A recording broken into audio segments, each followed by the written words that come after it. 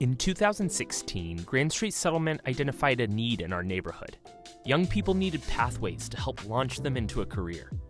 Challenges from a lack of high school diploma, interactions with the criminal justice system, or lack of economic opportunity made finding jobs with room for advancement difficult. GrandLo Cafe was launched as a subsidiary of Grand Street Settlement to meet these needs.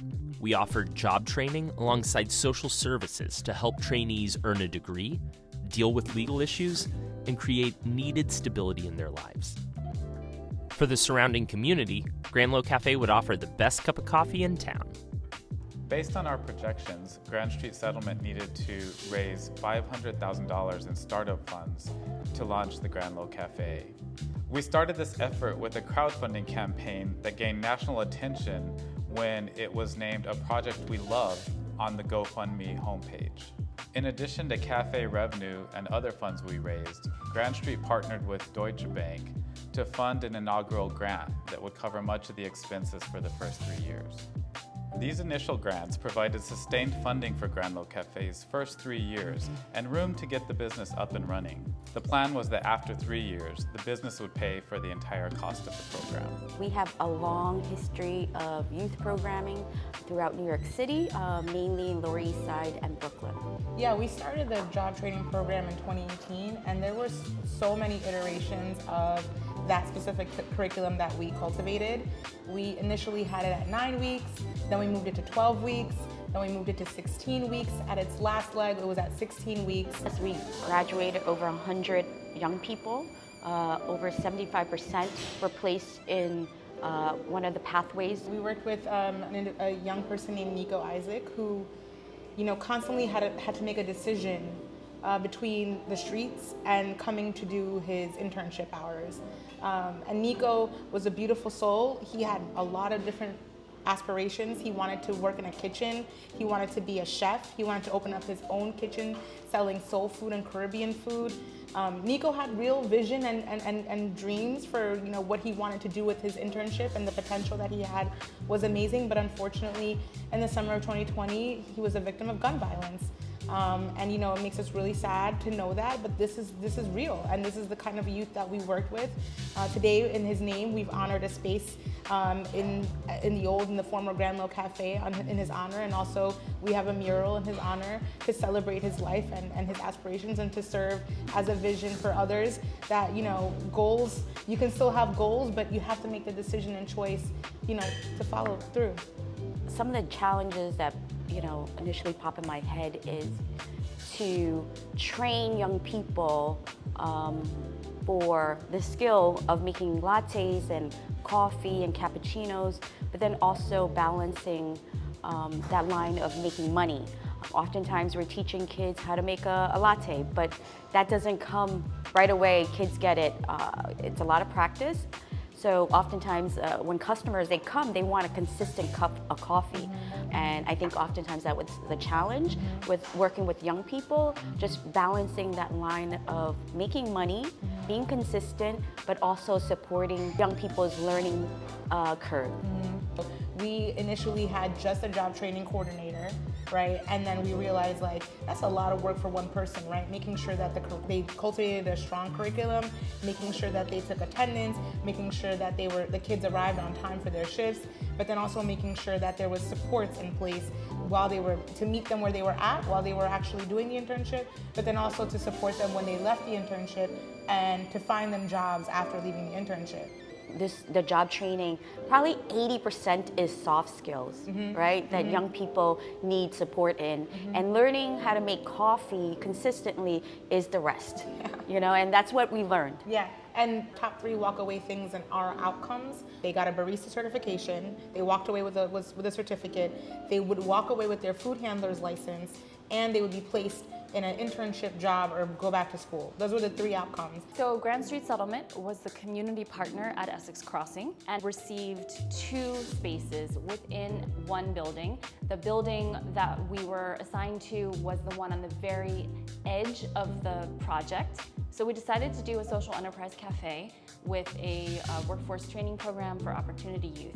As we know, in real estate and in retail, location is the most important part of any retail endeavor. On one hand, our location was outstanding. East Village, Lower East Side, very young, a lot of young people expected to come in, but the timing was off. And so we were there as in one of the first tenants in one of the first buildings to be built, and we did not have that foot traffic that you really need for a coffee shop. As a community partner for Essex Crossing, our value add was that we did not pay rent on the space. So that was a huge, huge benefit. And of course, the business evolved over time. For example, our hours changed from 7 a.m. to 3 p.m. to 8 a.m. to 6 p.m. And this was reflecting the natural schedule of the neighborhood. And of course, the schedule of our trainees who needed more opportunities in the afternoon. Also, we were struggling to support the space through just our daily sales. In order to address this, we developed catering and space rentals to provide new opportunities for revenue. And this worked really well. Before closing, we were up to multiple events every week hosted in the cafe. And finally, our local businesses had standing orders with us for breakfast and lunch. So the entire executive team was really excited to get involved with Grand Street's GrandLo Cafe. However, we did not have, in retrospect, some one person to pull it all together, make it a cohesive package, strategize about what was most important, kind of prioritizing things, collecting the data, analyzing that data, and coming up with recommendations for perhaps a top 2 or 3 sandwiches that we would then create, make beforehand, or a prepackaged thing to go. So these are all things in retrospect that we could have done. I think it really would have been helpful to have one person with vast and very focused restaurant or cafe experience to spearhead the whole project. By year 3, the revenue of GrandLo Cafe wasn't able to support the full cost of the enterprise. We needed to continue seeking funding to keep the program open.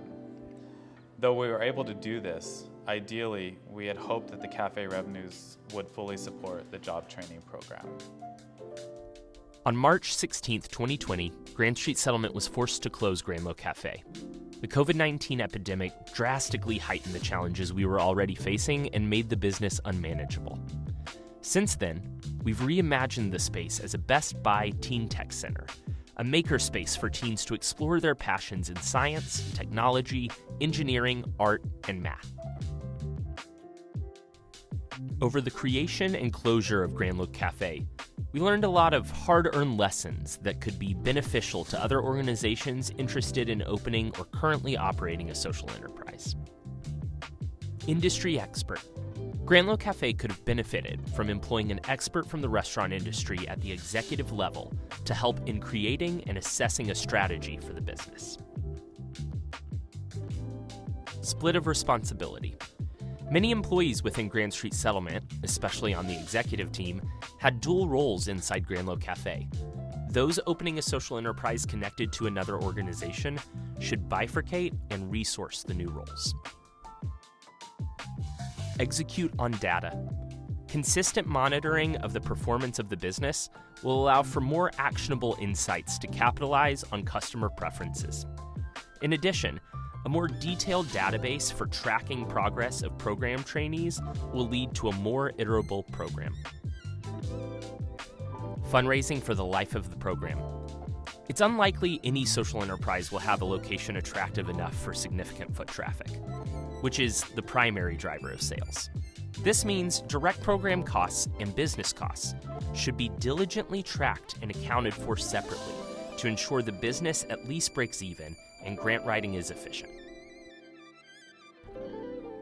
Community connection.